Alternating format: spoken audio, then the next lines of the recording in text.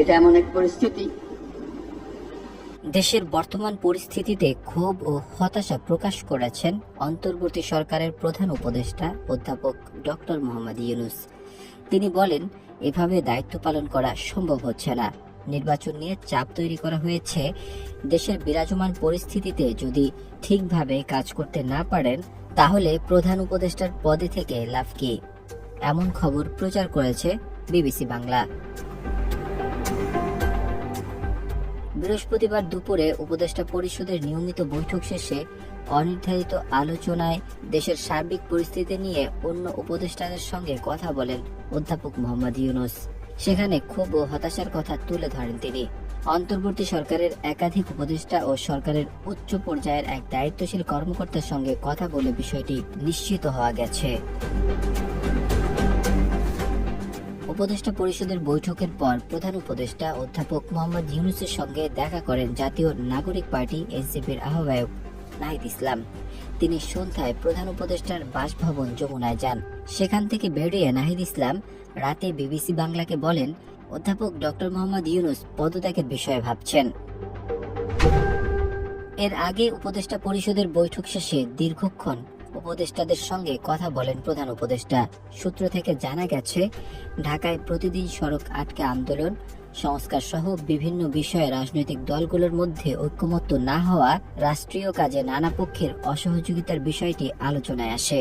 আলোচনার এক পর্যায়ে কাজ করতে না পারার বিষয়টি তুলে ধরেন প্রধান উপদেষ্টা।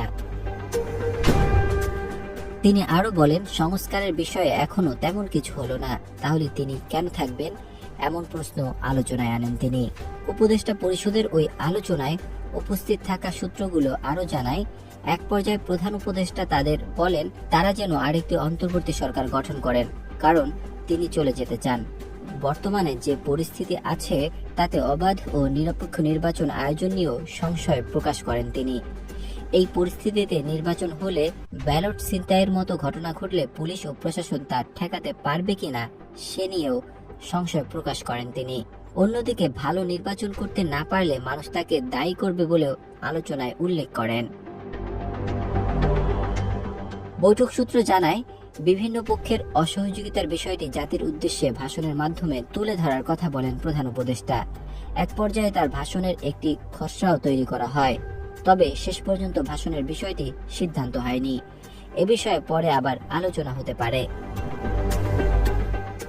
সন্ধ্যায় প্রধান উপদেষ্টার সঙ্গে সাক্ষাৎ করেছেন জাতীয় নাগরিক পার্টির আহ্বায়ক নাহিদ ইসলাম। পরে উপদেষ্টা আসিফ মাহমুদ, সজীব ভুঁইয়া ও মাহফুজ আলম যমুনায় গিয়ে প্রধান উপদেষ্টার সঙ্গে দেখা করেন।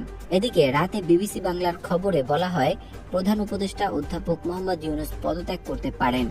এমন খবর পেয়ে তার সঙ্গে দেখা করেন জাতীয় নাগরিক পার্টির আহ্বায়ক নাহিদ ইসলাম। তিনি বিবিসিকে বলেন, দেশের চলমান পরিস্থিতি, স্যারের তো পদত্যাগের একটা খবর আমরা আজ সকাল থেকে শুনছি, তো ওই বিষয় নিয়ে আলোচনা করতে স্যারের সঙ্গে দেখা করতে গিয়েছিলাম। প্রধান উপদেষ্টা দেশের চলমান পরিস্থিতিতে কাজ করতে পারবেন না এমন শঙ্কা প্রকাশ করেছেন বলে নাহিদ ইসলাম বিবিসিকে জানায়। তিনি বলেন, স্যার বলছেন, যদি কাজ করতে না পারি, যে জায়গা থেকে তোমরা আমাকে আনছিলে একটা গণ অভ্যুত্থানের পর দেশের পরিবর্তন, সংস্কার, কিন্তু সেই পরিস্থিতি যেভাবে আন্দোলন বা যেভাবে আমাকে জিম্মি করা হচ্ছে, আমি তো এভাবে কাজ করতে পারবো না। প্রধান উপদেষ্টা পদত্যাগের বিষয়ে ভাবছেন, এমনটি উল্লেখ করে নাহিদ ইসলাম বিবিসি বাংলাকে বলেন, উনি বলেছেন তিনি এ বিষয়ে ভাবছেন। ওনার কাছে মনে হয়েছে পরিস্থিতি এরকম যে তিনি কাজ করতে পারবেন না, তবে পদত্যাগের মতো সিদ্ধান্ত না নিতে প্রধান উপদেষ্টাকে অনুরোধ করছেন এনসিপির আহ্বায়ক নাহিদ ইসলাম।